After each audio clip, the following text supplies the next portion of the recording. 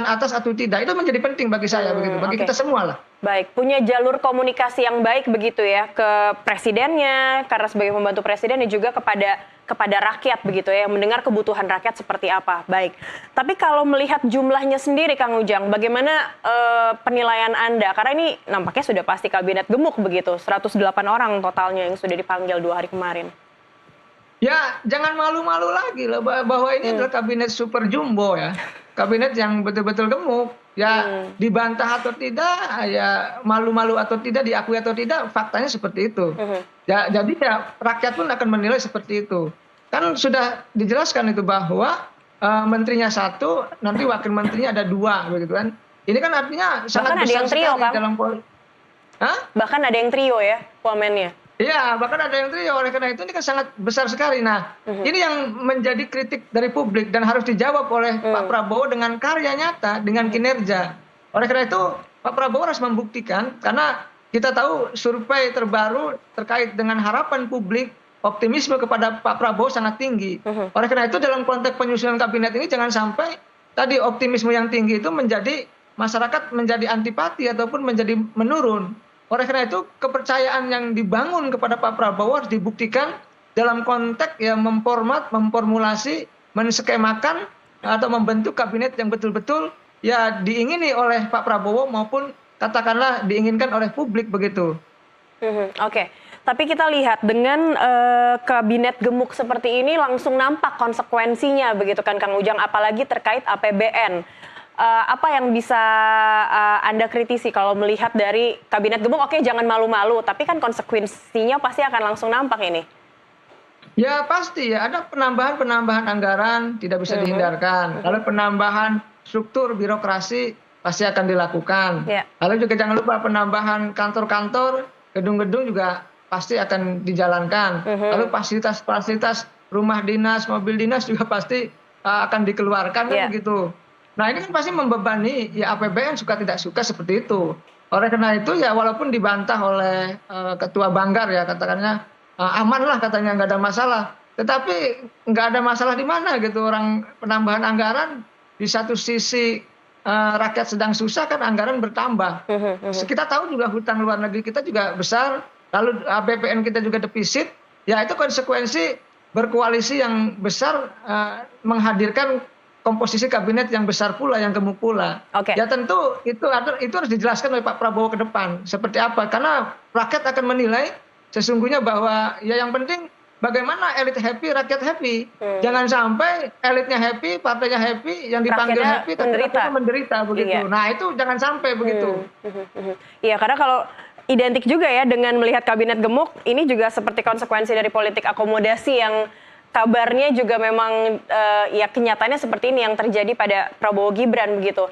Nah terkait itu tadi politik akomodasi juga Kang Ujang, ini apa yang harus menjadi pertanggungjawaban dari Prabowo Gibran sementara harapan masyarakat juga sangat tinggi terhadap presiden dan wakil presiden terpilih ini? Saya jelaskan dulu terkait dengan figur-figur yang dipanggil itu. Saya melihatnya dari empat klaster ya. Pertama dari klaster partai politik, yang kedua itu dari klaster profesional yang ahli, betul ada yang dipanggil gitu ya, dan banyak. Lalu juga klaster loyalis Pak Prabowo. Yang keempat adalah tim sukses ataupun relawan. Jadi saya sudah memetakan, mengklasterkan calon menteri dan calon wakil menteri dari 4 klaster itu. Nah bagaimana sebenarnya idealnya gitu ya kabinet, komposisi kabinet ke depan dulu. Sebenarnya kalau kita bicara ideal ya tidak ada yang ideal. Idealnya sih ya banyak profesional, banyak yang ahli gitu. Tetapi kan tadi akomodasi kepentingan itu tidak bisa dihindarkan. Dalam teori itu namanya power sharing, berbagi-bagi kekuasaan. Dan politik itu kan soal who gets what, when and how. Siapa mendapat apa, kapan dan bagaimana. Dan dalam konteks itu ya pasti akan terjadi dalam setiap formulasi penyusunan kabinet. Siapapun presidennya yang terpilih, siapapun pemerintahnya. Ketika sudah berkoalisi ya pasti akan mohon maaf ya bagi-bagi jatah kursi menteri. Dan itu tidak bisa dihindari. Secara teoretik memang seperti itu. Dan faktanya juga seperti itu. Ya, tapi kalau kita mendambakan power sharing sebenarnya tidak apa-apa gitu, karena ini kenyataan atau konsekuensi dari kabinet yang gemuk ini. Tapi bagaimana kita bisa menjaga juga power sharing ini bisa positif-positif saja begitu jalannya? Ya, power sharing saya katakan bukan sesuatu yang haram, memang dibolehkan. Tetapi memang tadi harus dilihat figur-figurnya, tokoh-tokohnya, harus lihat efektivitasnya, harus dilihat misalkan tadi anggarannya seperti apa gitu kan. Oleh karena itu saya melihat dan meyakini tadi, kalaupun memang harus gemuk gitu, kalaupun memang harus menambah anggaran, maka dituntut mereka bekerja dengan baik untuk kepentingan masyarakat itu. Jadi harapan rakyat yang tinggi tadi kepada Pak Prabowo terus dijawab dengan kinerja-kinerja yang baik, yang bagus. Karena begini, Mbak Zakri, ukuran dari keberhasilan sementri adalah kinerjanya, produknya, hasilnya. Jadi itu bisa diukur. Nanti kalau misalkan tidak efektif, tidak bagus, kerjanya memble, ini kan akan menjadi catatan negatif di mata publik. Oleh karena itu tadi dengan semangat formasi yang gemuk itu harus menjawab tantangan di masyarakat, di saat yang sama juga harus berkinerja yang baik begitu. Baik. Nah tadi Anda katakan juga ada 4 klaster begitu ya, dibagi.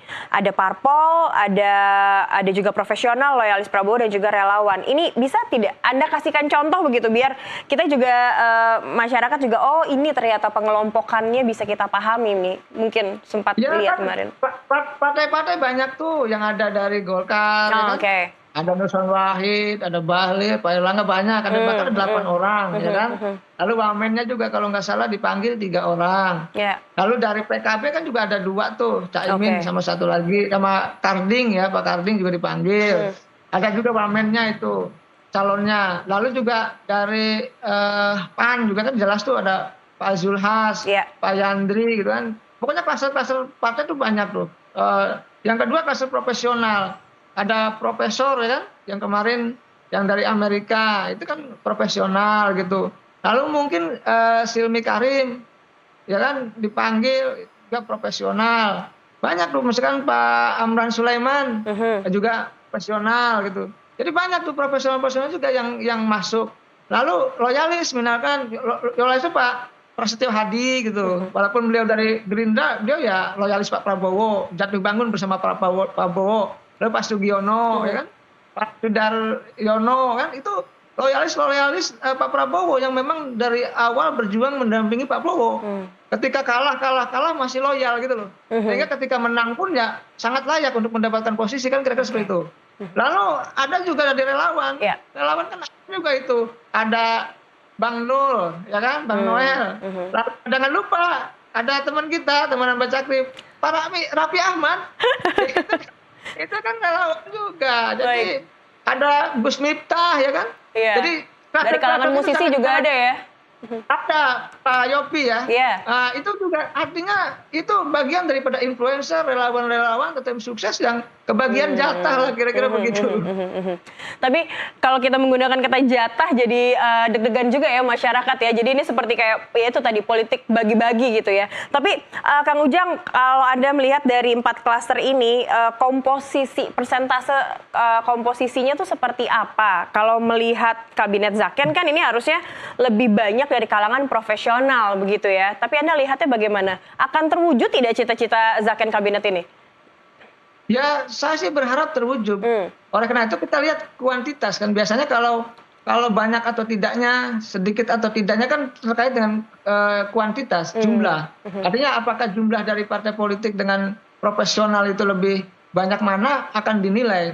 Tetapi bagi saya ya kita lihat saja nanti apakah memang komposisi proporsional lebih banyak atau tidak. Karena bagaimanapun ini akan menunjukkan bahwa apa yang diucapkan oleh Pak Prabowo betul-betul direalisasikan gitu dengan membentuk atau menarik atau mencari atau menjadikan orang-orang ahli ataupun orang yang profesional mengisi pos-pos kabinet di Kementerian Prabowo. Jadi kita tunggu saja nanti di pelantikan apakah yang banyaknya dari partai atau profesional itu akan kelihatan kok apakah bedanya cuma 1 atau 2 menteri ataukah bedanya persentase 40 atau 60% atau 55% atau 45%. Kita lihat saja nanti secara kuantitas seperti apa begitu. Tetapi jangan lupa juga kita bicarakan kualitas kriteria-kriteria yang saya sampaikan 5 tadi di awal bahwa sejatinya kuantitas menjadi penting untuk mengukur bahwa keseriusan Pak Prabowo mengimplementasikan kebijakan kabinet, ya suka tidak suka, senang tidak senang harus tadi menarik sebanyak mungkin tokoh bangsa yang punya keahlian begitu. Tapi kalau mengikuti apa yang tadi syarat dari Kang Ujang sudah katakan, ada 5 syarat melihat klaster ini tadi. Mungkin kalau dari sisi loyalis dan relawan, sebagian besar mungkin tidak datang dari kalangan profesional. Nah, apakah tadi soal kapabilitasnya begitu ini bisa dipertanggungjawabkan nantinya? Sekaligus setelah melihat kemarin ya, siapa beberapa orang yang sudah nampak di layar kaca begitu. Ya, belum bisa dipertanggungjawabkan, kan belum kerja. Tetapi kalau kita lihat background, kita lihat nanti, misalkan Raffi Ahmad posnya di mana, apakah Wakil Menteri Pariwisata kan, ataukah seperti apa kita belum tahu. Kita uji nanti apakah kerjanya baik atau tidak, atau kerjanya main di media sosial atau tidak, kan kita tidak tahu. Oleh karena itu untuk mengukur, menilai gitu ya, tadi dari relawan, dari influencer yang dianggap tidak punya latar belakang ya, kemampuan politik dan lain sebagainya, kita tunggu saja kerjanya seperti apa. Karena dulu di kabinet Pak Jokowi juga ada kan, ada profesional.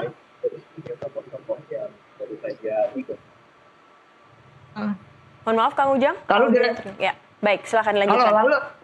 Lalu diresapel begitu. Jadi ya dalam konteks melihat dari relawan, dari tim ses seperti yang saya sebutkan tadi, ya kita uji ketika sudah dilantik. Ya harapan saya husnudon saja. Mudah-mudahan dari relawan itu tadi seperti Pak Raffi Ahmad dan lain-lain ya bisa bekerja dengan baik lah. Saya sih harapannya seperti itu. Kita kasih kesempatan dulu, nanti kita lihat ya pembuktiannya seperti apa ya. Ya, tapi betul. Apa yang Anda lihat jika kita kan harus juga mengawal ya calon-calon ini nanti akan seperti apa, hari ini diberikan pembekalan. Tapi bagaimana jika ada menteri atau wamen yang mengikuti pembekalan hari ini terlihat kinerjanya tidak berkualitas, tidak sesuai dengan harapan begitu, apa yang sebaiknya segera dilakukan oleh pemerintahan atau oleh kabinet Prabowo Gibran?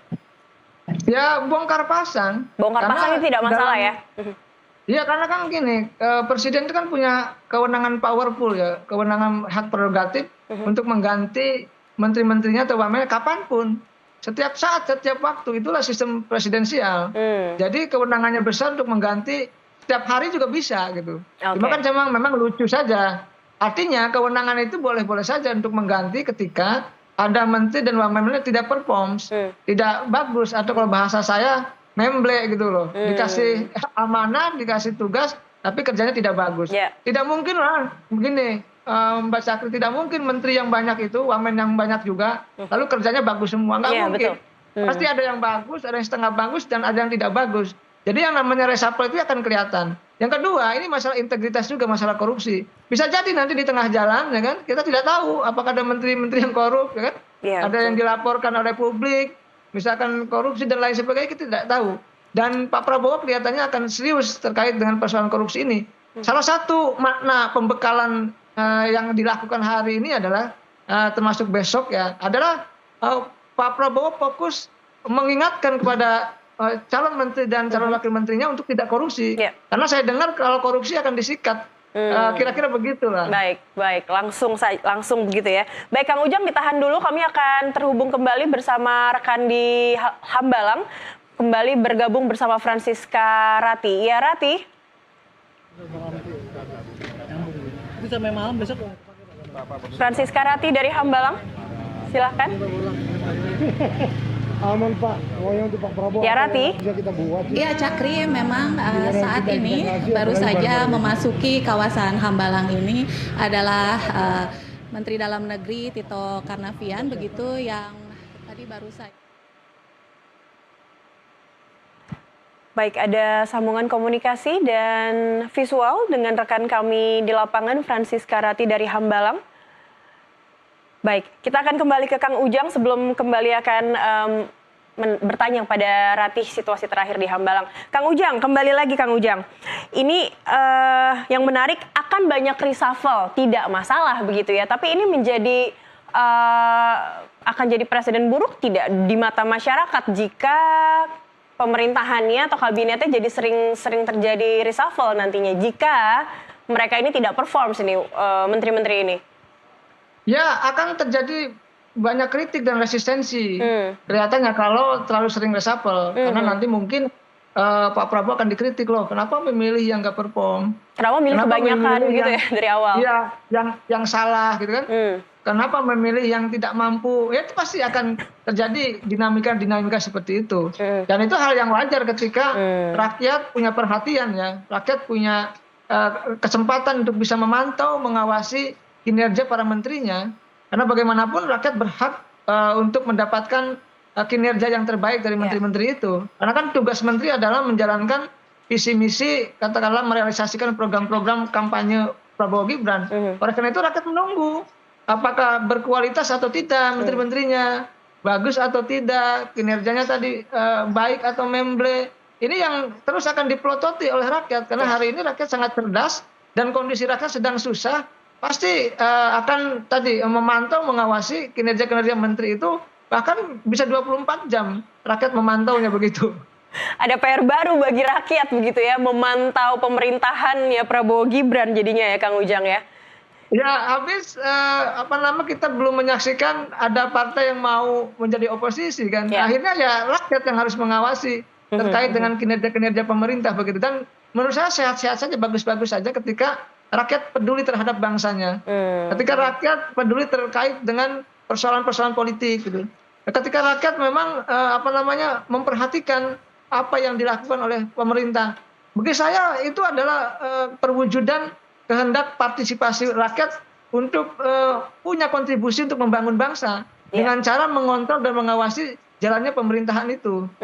Baik, supaya itu tadi yang salah satu syarat yang Kang Ujang sampaikan juga ada jalur komunikasi yang baik antara rakyat dan presiden ini juga bisa terjalin lewat surveillance dari masyarakat begitu ya, melihat pemerintahan ya.